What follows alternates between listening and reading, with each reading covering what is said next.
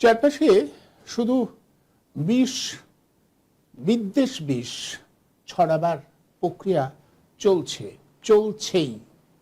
খেলার মাঠ থেকে ট্রেন যাত্রা সর্বত্রই শুধু বিষ ছড়িয়ে দেওয়ার চেষ্টা। যে কোনোভাবেই হোক মানুষের মধ্যে ঘৃণা, হিংসা, দ্বন্দ্ব এগুলিকে উস্কে দিতে হবে। তাহলে কি হবে? তাহলে যেটা হবে, মানুষে মানুষে বিচ্ছিন্নতা বাড়বে, ধর্মের তাস ফেলতে সুবিধা হবে এবং ভোটের রাজনৈতিক ফায়দা আসবার জন্য একটা জায়গা তৈরি হবে।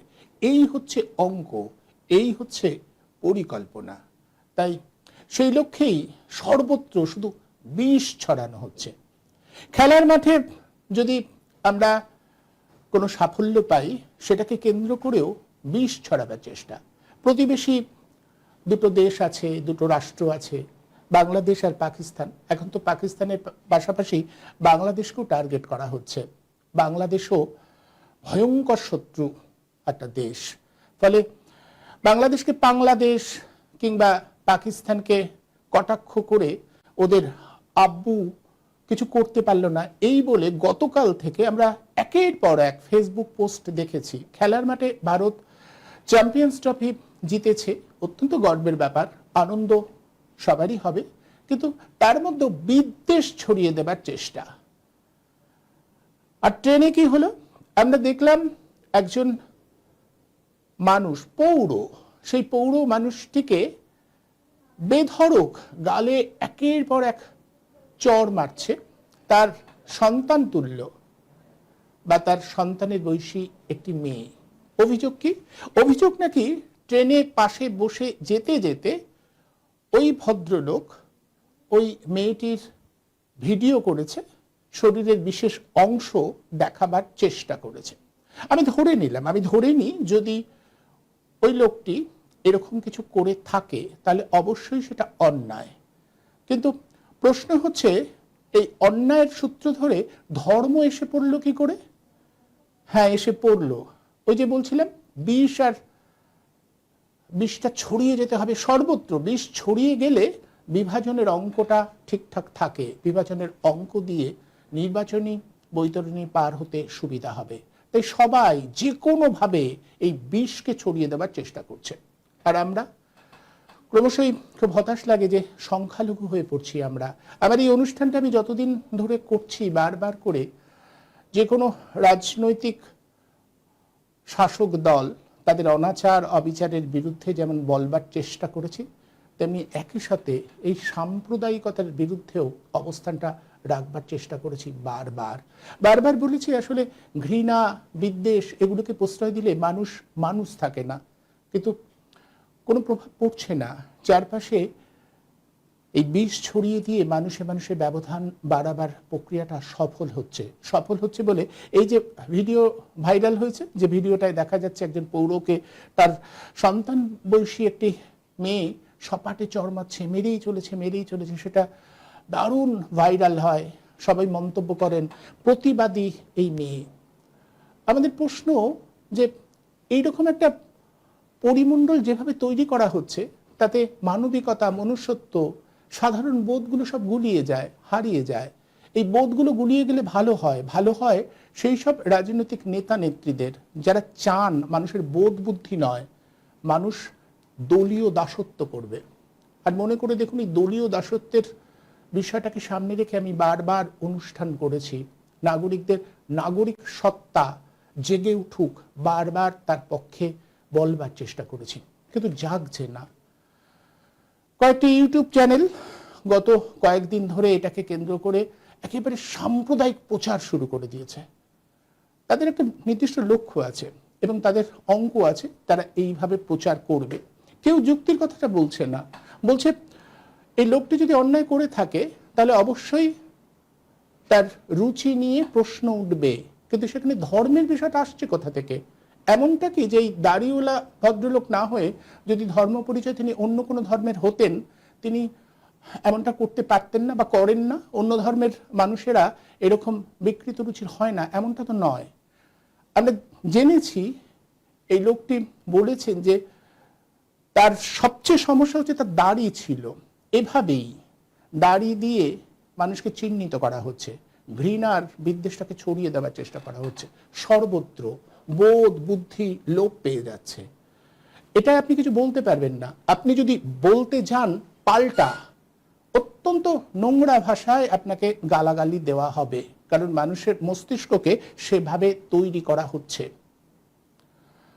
মিডিয়াতে চলে এসেছেন এক শ্রেণীর মানুষজন যারা বিশেষ লক্ষ্যে বিশেষ উদ্দেশ্যে, আমি কিছুদিন আগে পর্যন্ত বড় কর্পোরেট পুঁজির কথা বলতাম, কিন্তু সমস্যা কোথায় জানেন?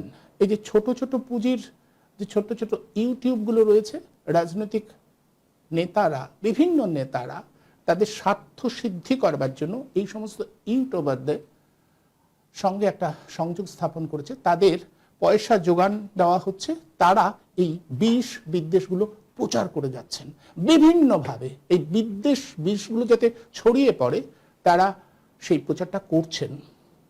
এবং শুনলে আশ্চর্য হবেন যে এই ইউটিউবারদের মধ্যে বা ইউটিউব চালান এমন কেউ কেউ রয়েছেন যারা ধর্ম পরিচয় হয়তো মুসলিম সম্প্রদায়ের, তাদের দিয়ে বিদ্বেষ ছড়ানো হচ্ছে বিশ্বাসযোগ্য করে তোলবার জন্য। মুসলিম সম্প্রদায়ের কিছু বিশিষ্টজন বা তথাকথিত বিশিষ্টজনকে চিহ্নিত করা হচ্ছে যারা এই বিদ্বেষকে উস্কানি দেবেন, তাদের নানা উপঢৌকন দেওয়া হচ্ছে। বলতে খারাপ লাগছে, কিন্তু বিশ্বাস করুন এগুলো ঘটছে, সুচতুরভাবে এগুলো ঘটানো হচ্ছে সর্বত্র ধর্মীয় বিদ্বেষটাকে ছড়িয়ে দেবার জন্য। কি করে রেহাই পাবেন? কারণ এখানে যারা শাসক তারাও কি এটাকে প্রতিহত করবার সেরকম উপযুক্ত ব্যবস্থা নিতে পারবে না, কারণ তাদেরও ভোটে জেতার হিসেব নিকেশ কষতে হয়। তারা ভোটে জিততে চান, ফলে ধর্মের প্রচারের বিরুদ্ধে খুব সোচ্চারে দাঁড়ানো বর্তমান এ রাজ্যের যে শাসক তাদের পক্ষেও সম্ভব নয়। তারাও এই ধর্মের তাস খেলেই বাজিমাত করতে চায়। ফলে সবার লক্ষ্যই যদি এক জায়গায় গিয়ে মেশে, তাহলে যথার্থ সত্যটা উদ্ঘাটন হবে কি করে? আমাদের মতো কেউ কেউ এদিক ওদিক কোনো দিকে না তাকিয়ে একটা কথা লাগাতার বলে যাবার চেষ্টা করব, কিন্তু আমরা তো প্রান্তিক হয়ে যাব। আজকে কালকে আরো প্রান্তিক, কেউ শুনবে না আমাদের কথা। বারবার আমাদের বলে যেতে হচ্ছে। এই সাম্প্রদায়িক বিদ্বেষ আমাদের সমাজ পরিমণ্ডলে ভয়ঙ্কর ভয়াবহ একটা অবস্থা তৈরি করবে। খেলার মাঠ থেকে ট্রেন সর্বত্র যদি এটা ছড়ায়, কি মারাত্মক অবস্থা হবে। প্রতিদিন এই বিষগুলোকে ছড়িয়ে দেওয়ার চেষ্টা করা হচ্ছে। মানুষকে আর মানুষ বলে চেনা যায় না, তাকে তার ধর্ম দিয়ে চিনতে হবে। অথচ কথা ছিল যে আমাদের যাবতীয় বিষয়টা আমরা মানুষ বলে সিদ্ধান্ত নেব এবং রাজনীতিটা ধর্মের সঙ্গে অনেকটা ব্যবধান রেখে চলবে, তেমনটাই তো কথা ছিল। আর ভাবুন তো, দেশপ্রেম, জাতীয়তাবাদ সব কিছুকেই এই ধর্মীয় রঙে রাঙিয়ে দেওয়া হচ্ছে। দেশপ্রেমের জ্ঞান দিচ্ছেন কেউ কেউ, বলছেন আমার দেশ। আচ্ছা, দেশ মানে কি শুধু পড়শি দেশের সর্বনাশ চাওয়া, তাদের ভেঙে দেব, গুড়িয়ে দেওয়া, এই কথাগুলো সোচ্চারে উচ্চারণ করা? দেশ মানে আমাদের দেশে যে মানুষগুলো খেতে পায় না, একবেলা খিদে নিয়ে ঘুমোতে যায়, যাদের শিক্ষা নেই, যাদের স্বাস্থ্য পরিষেবা পায় না, এর বিরুদ্ধে সোচ্চার হওয়াটা দেশপ্রেম নয় কেন? এগুলো ঘটতে থাকে, না খেতে পেয়ে মানুষ মরে, কৃষকরা আত্মহত্যা করে, এই বিষয়গুলো দেশপ্রেমের উল্টো মুখের গল্প। এটা কবে বুঝতে শিখবো আমরা? কবে সোচ্চারে এর বিরুদ্ধে দাবি তুলে দেশপ্রেমের পরাকাষ্ঠা দেখাবো? কেন পারি না? কেন হয় না? তার কারণ আমাদের বোধ, আমাদের চেতনায় কারফিউ জারি করে দিয়েছেন। আমাদের বোধ, আমাদের চেতনাকে প্রতিদিন স্থূল থেকে আরো স্থূল করে তোলবার যাবতীয় আয়োজন চারপাশে মজুদ।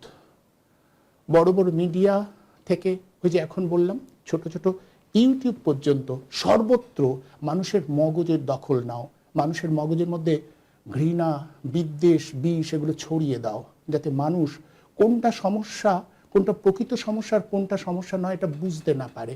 এভাবেই চলছে। আমরা প্রতিদিন অসহায়ভাবে এই প্রয়াসের কাছে নতি স্বীকার করছি। বলতে হবে আমাদের, প্রতিদিন বলে যেতে হবে।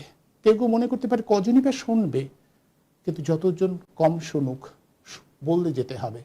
বলায় যদি ক্লান্তি আসে তাহলে কিন্তু আরো মারাত্মক হবে।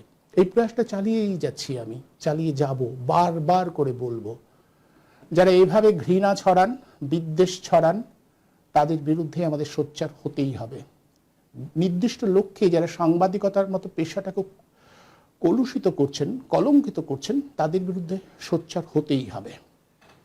এবং নাগরিকদের আবারও বলা, নাগরিক সত্তাকে জাগিয়ে তুলুন। দেশপ্রেম অত সস্তা জিনিস নয়, দেশপ্রেম অনেক গভীর, বুঝতে হয় দেশপ্রেমকে। সেই দেশপ্রেম অনুধাবন করুন, দেশপ্রেম কাকে বলে শিখুন। রাষ্ট্র, দেশ, এগুলোর মধ্যে ব্যবধান আছে, জানুন। উন্মাদনায় মাতবেন না। যে নেতারা আপনাদের নাচাচ্ছে তারা এই উন্মাদনাটা চায়। উন্মাদনায় মেতে যাওয়া মানুষ মস্তিষ্ক দিয়ে ভাবতে পারে না, তার নিজের মস্তিষ্ক কাজ করে না।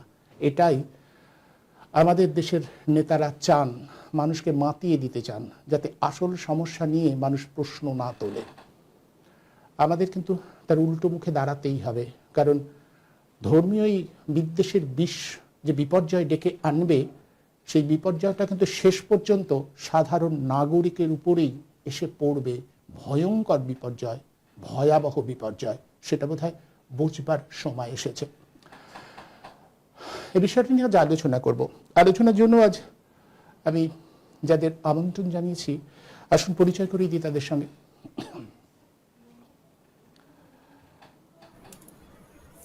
আমাদের সঙ্গে রয়েছেন অধ্যাপক ডক্টর মিরাতুন নাহার এবং আমাদের সঙ্গে রয়েছেন সমাজকর্মী ডক্টর উজ্জয়িনী হালিম। আপনাদের দুজনকেই আজকের এই অনুষ্ঠানে আমি স্বাগত জানাচ্ছি। মিরাতুনজির কাছে আসবো। মিরাতুনজি, আপনি লাগাতার বলে চলেছেন এবং আমি দেখছিলাম বিভিন্ন সামাজিক মাধ্যমে আপনার বক্তব্যের পরে বিভিন্ন কমেন্টস যে আসে, মানে বিভিন্ন বক্তব্য, মতামত জানায় মানুষজন, তাতেও কিভাবে ঘৃণার বিষ ছড়াচ্ছে। মানে বোঝা যাচ্ছে কত কত মানুষের মধ্যে ঘৃণাটাকে একেবারে ঢুকিয়ে দেওয়া হয়েছে। আমরা কি সত্যি কিছু কথা বলে, কিছু আলোচনা করে সেই ঘৃণার উল্টো দিকে মানুষকে, নাগরিককে আদৌ টেনে আনতে পারবো? যে দুটি ঘটনা পরিপ্রেক্ষিতে আজকের এই আলোচনা, একটা তুমি বললে মাঠের ঘটনা লিখেছ এখানে, এবং আর একটা ট্রেনে ঘটেছিল। এবং দুটো ক্ষেত্রে মাঠ এবং ট্রেনের মধ্যে তফাৎ করা গেল না। দুটো ক্ষেত্রে সাম্প্রদায়িকতা নামক একটা ব্যাধি, এটা মানুষের, এই ব্যাধিটা কিন্তু আজ বহুদিন তাড়া করে ব্যাধি ধরবো করে, ধরে ফেলে, আবার মানুষ তা থেকে মুক্তও হয়। কিন্তু ততদিনে যেসব ক্ষতি ঘটে যায়, তার মধ্যে দেশভাগ একটা অন্যতম ক্ষতি। আমাদের ভারত ভাগ, বাংলা ভাগ অন্যতম ক্ষতি, এই সাম্প্রদায়িক দাঙ্গার কারণে, হিন্দু মুসলিম বিরোধিতার কারণে।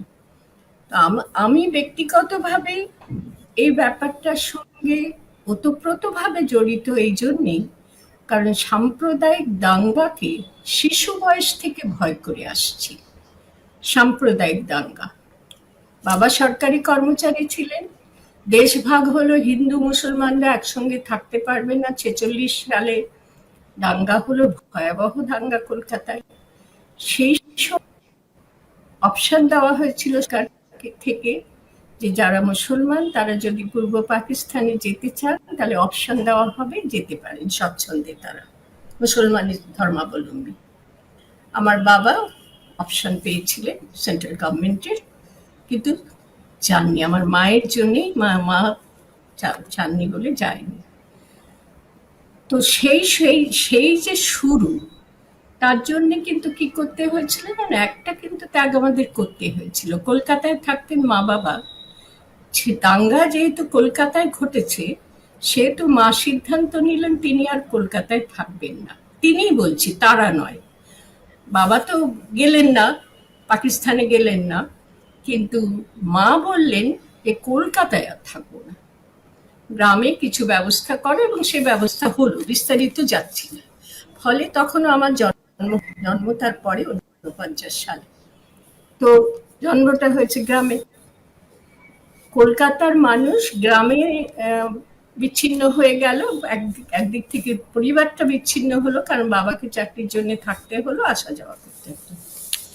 কিন্তু আমার এখনো মনে পড়ে প্রথম দাঙ্গার কথা রেডিওতে শুনতাম, আমাদের সময় তো রেডিও ছিল। আমার মনে পড়ে শিশু বয়সে রেডিওতে খবর শুনতাম এবং বাবা মার মধ্যে প্রতিক্রিয়া দেখতাম যে পাকিস্তান বা পাকিস্তানে দাঙ্গা হলেই একটা ভয়ের বাতাবরণ সৃষ্টি হতো। আমি বলছি যেটা 1955 সালের কথা, আমার তখন 5-6 বছর বয়স। তখন থেকে এটা পরীক্ষা করতাম, ভীতি আশঙ্কা সঞ্চারীয় সদস্যদের মধ্যে, পরিবারে, এমনকি আমার মধ্যেও, যে এখানে দাঙ্গা লাগবে না তো। এবং লাগতো, মানে প্রায়ই দেখা যেত লাগো লাগো লাগো লাগো ভাব হয়েছে, শেষ পর্যন্ত সামলে নিত ধর্মনিরপেক্ষ ভারতের মানুষরা। কিন্তু লেগেছিল 1964 সালে, সেটা আর কিছুতেই করা যায়নি। তার আগে পর্যন্ত ছোটবেলা থেকে আতঙ্কিত হয়ে থাকতাম, পাকিস্তানে দাঙ্গা লেগেছে, অবশ্যই পাকিস্তানে আগে দাঙ্গা লাগতো, এখানেও লাগবে না তো। অর্থাৎ দেশভাগটা করেও দাঙ্গাকে কিন্তু রোধ করা যায়নি। ভয়ানক ভুল একটা।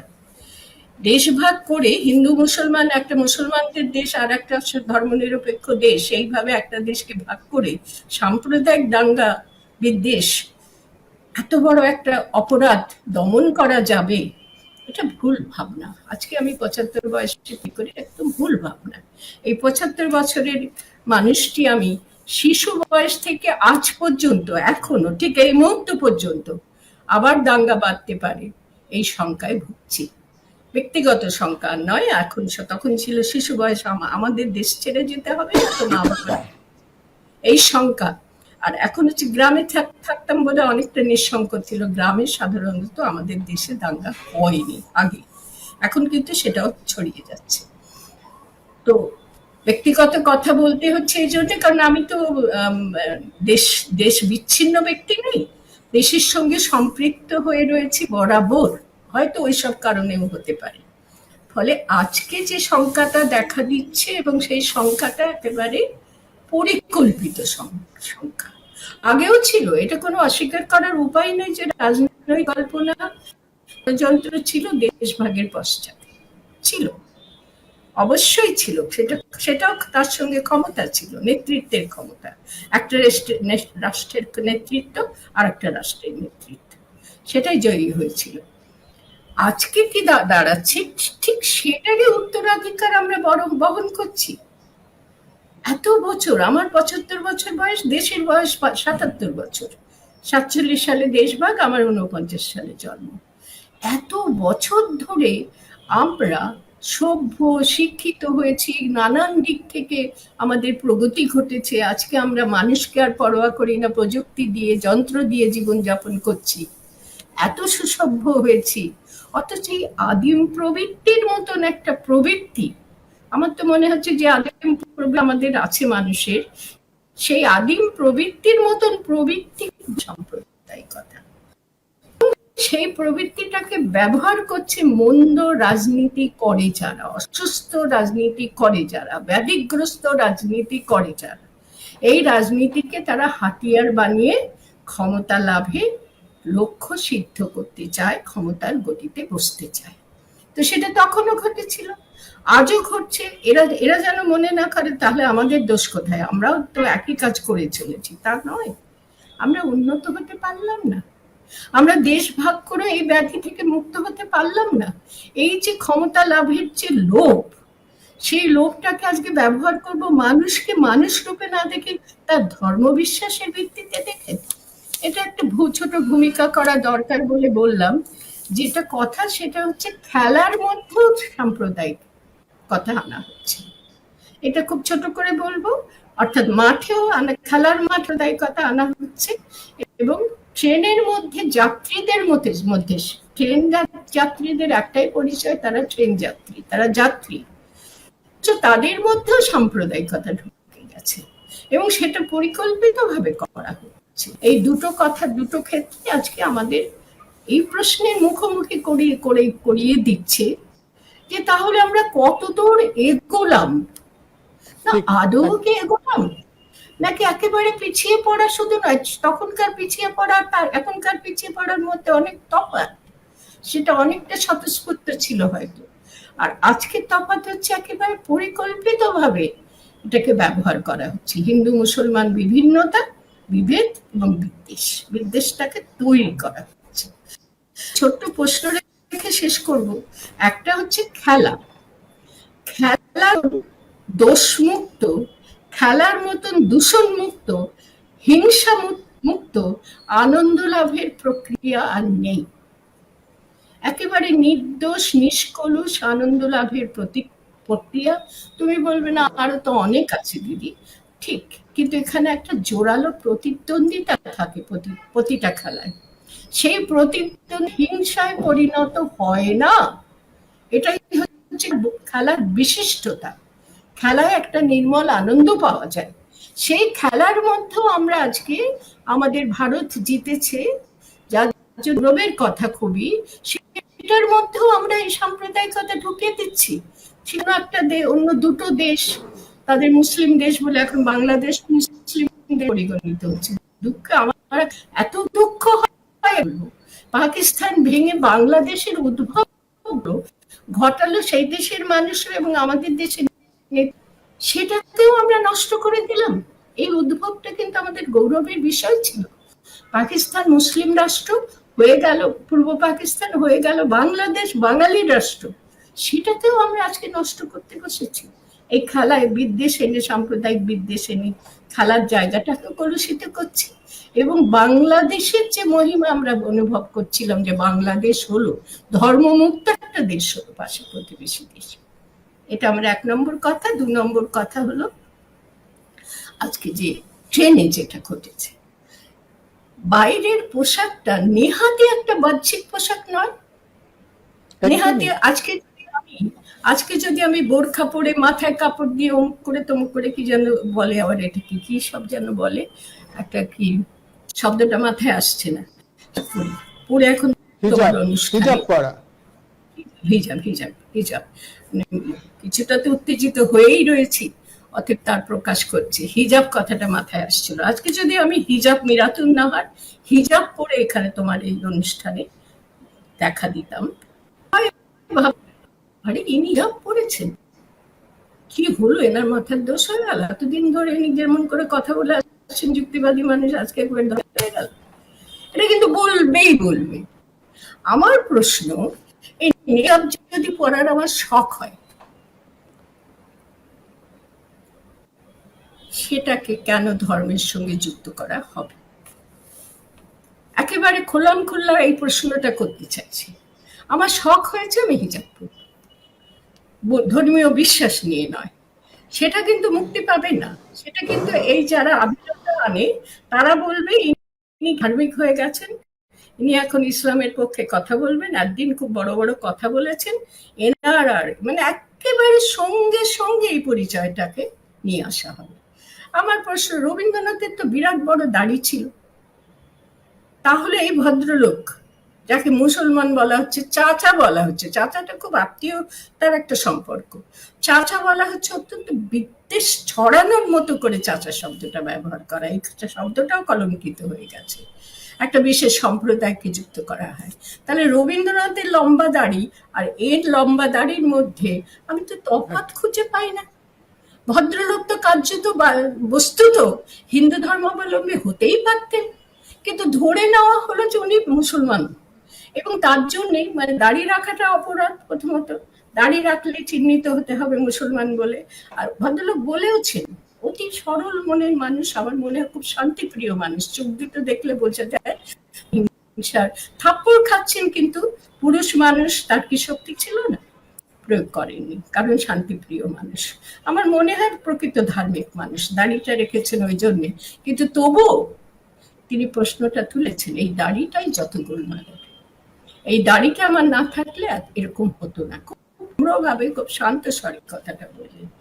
কিন্তু আমার খুব অবাক লাগে, নিহাতি বাইরের একটা পোশাক বা বাইরের একটা, আমার দাড়ি রাখার শখ হলো, আমি পুরুষ মানুষ নয় বলে, তুমি পুরুষ মানুষ, তোমার দাড়ি রাখার শখ হলো, লম্বা দাড়ি রাখলে তুমি মুসলমান বলে চিহ্নিত হয়ে যাবে। আর মুসলমান বলে চিহ্নিত হলেই এরা ক্ষতিকারক প্রাণী, সেই রকম ভাবে চিহ্নিত হয়ে যাবে। এরকম একটা মানসিকতা তৈরি করার চেষ্টা হচ্ছে। তো ট্রেন যাত্রী, একজন যাত্রীকে তার দাড়ি দিয়ে চিহ্নিত করা, তার দাড়ি দিয়ে তাকে বিশেষ ধর্মাবলম্বী বলে চিহ্নিত করা। আমি বলছি যদি এমনটাও হয়, ধর্ম বিশ্বাসটা যদি তার ইসলামও হয়, তাহলে তা নিয়ে প্রশ্ন করার অধিকার কারো আছে? আমার শেষ কথা এই বিষয়ে, অধিকার কারো আছে বলো?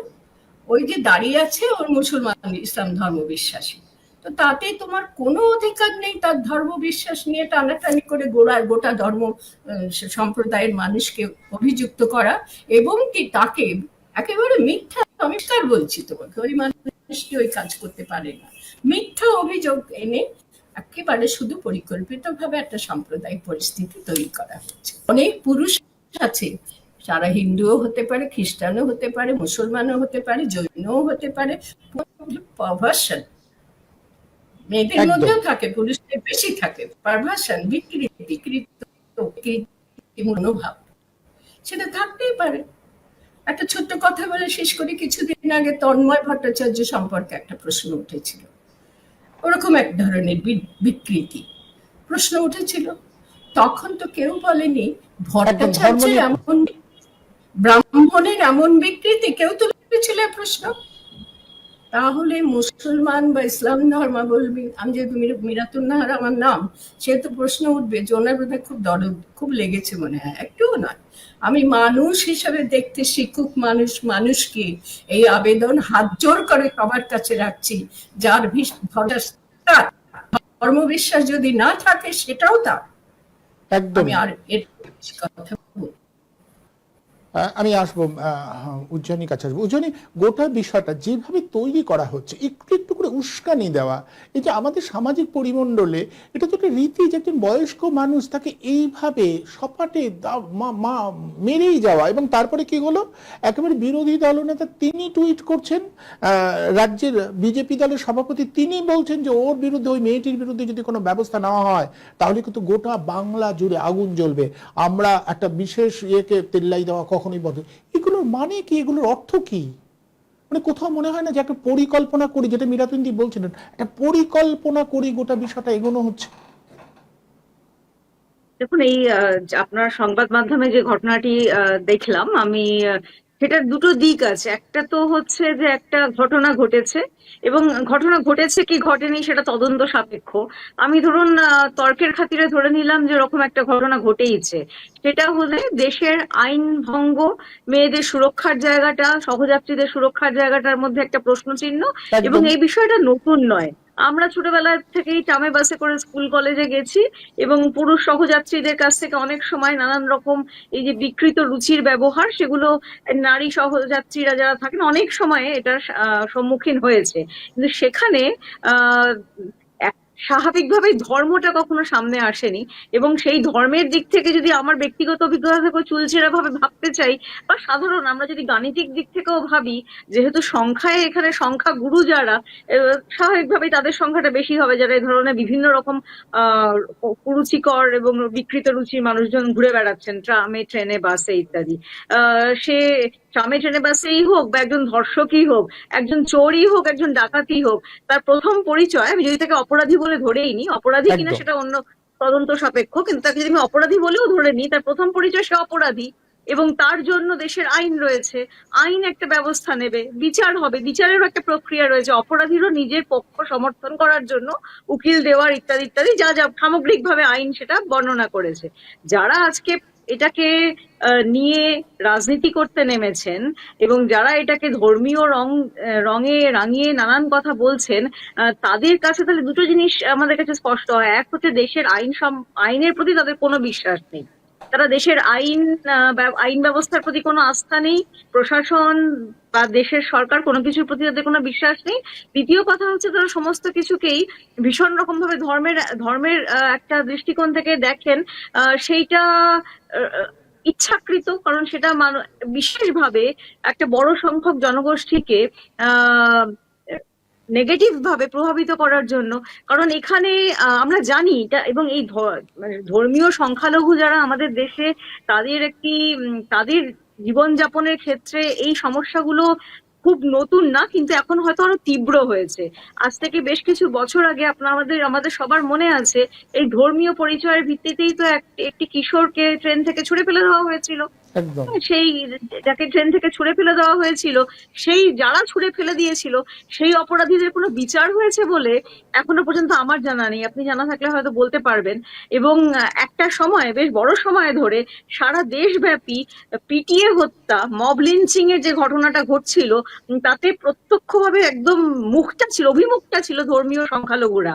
এবং তারও মব লিঞ্চিং লিঞ্চিং নিয়ে সুপ্রিম কোর্টকেও কিছু গাইডলাইন্স দিতে হয়েছিল, কিন্তু তারও আজ পর্যন্ত মব লিঞ্চিং এর শিকার এরকম যারা ভিকটিম তারা ন্যায় বিচার পেয়েছেন, বিচার হয়েছে, অপরাধীরা শাস্তি পেয়েছে আমরা দেখিনি। আমরা কি দেখেছি যে বিলকিস বানুর সাথে যারা দুষ্কর্ম করেছিল তারা যখন বেরিয়ে আসছেন জেলখানা থেকে, তখন তাদের মালাচন্দন পরিয়ে এবং তাদের মিষ্টি খাইয়ে বরণ করে নেওয়া হচ্ছে, এবং সেটা মেইন স্ট্রিম মিডিয়া সর্বত্র কত যেন গৌরবের সাথে উপস্থাপন করা হচ্ছে।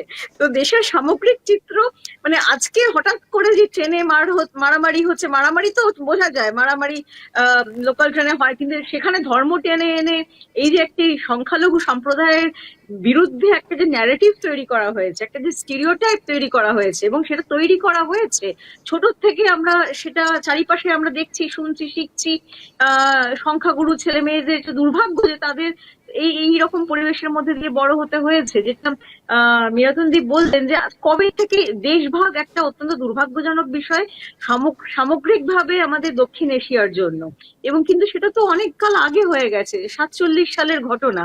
আমরা এত বছর পরেও দেশের 75 বছরের গৌরবোজ্জ্বল, তারপর 77 বছরের সময় এসে গিয়েও আমরা সেই ইতিহাসের জায়গায় রেখে বর্তমানটাকে আরো সুদৃঢ় করার জন্য এগিয়ে যেতে পারলাম না।